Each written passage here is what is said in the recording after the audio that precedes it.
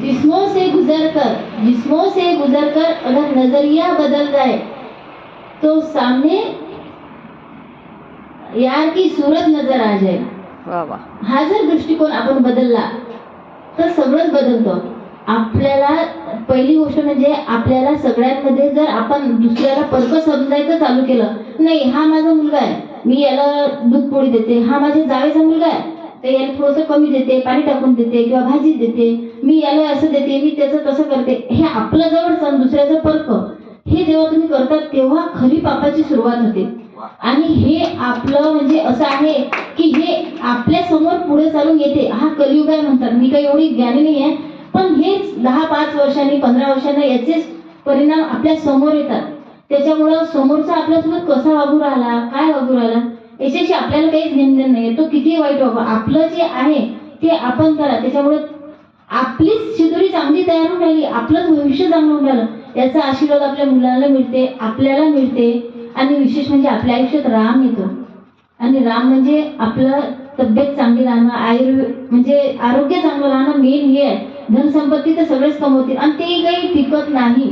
आज तुम्ही कोणाचा हिस्सा उरबाडून घेतला तो तुमच्याकडे राहणार नाहीये.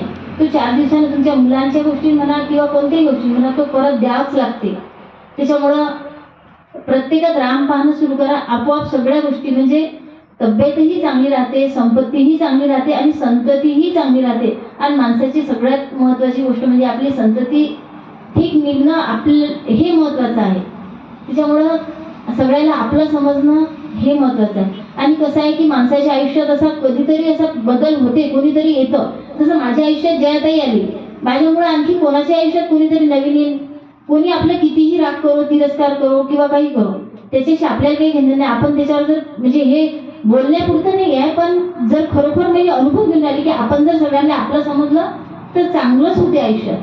जसं आता म्हणजे प्रत्येकाच्या आयुष्यात म्हणतात ना U-turn येतो, बदल होतो. तसंच आता जर रामायणातली गोष्ट पाहिली तर शबरीची एक चरित्र पहा तुम्ही. शबरीच्या आयुष्यात एक U-turn आला होता. ती एक धीन आणि अशा म्हणजे खालच्या दर्जातली स्त्री होती. तर तिच्यावर काही देवाचा म्हणजे आशीर्वाद होता म्हणा किंवा तिचंच एक मागच्या जन्मीचं साठवलेलं पुण्य होतं. तर तिच्या लहानपणी म्हणजे थोडी मोठी झाल्यानंतर लग्नाचा विषय घरात चालू झाला. तर तिच्या आई वडिलांनी ती म्हणजे बाहेर गेलेली असतं तेव्हा ते त्यांच्या इथे जे बकरीचे पिल्लं बांधलेले होते आणि ते खालच्या जातीचे भिल जातीचे लोक म्हटल्यावर त्यांच्यामध्ये तेच चालते. तर त्यांनी त्या बकरीचे पिल्लं जे त्या शबरीच्या खूप जवळचे होते तर त्यांनी ते म्हणजे त्यांचं कापून भाजी बनवण्यासाठी केलं. तर ती आल्यानंतर तिने विचारलं की हे माझे जे पिल्लं होते काय झालं आपल्या इथे शेळीचे पिल्लांचं. तर त्यांनी सांगितलं तुझ्यासाठी आज लग्नाला पाहुणे पाहायला येणार आहे, तुझं लग्न ठरवणार आहे, तर आपल्याकडे असं त्यांना द्यायचं असं काही नाही आहे, तर आज आम्ही याचं त्यांच्यासाठी जेवण बनवलं.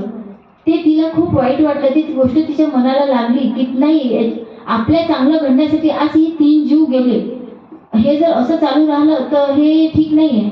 तिच्या मनावर त्या गोष्टीचा कुठेतरी खूप परिणाम झाला किंवा तिला ते नाही आवडलं.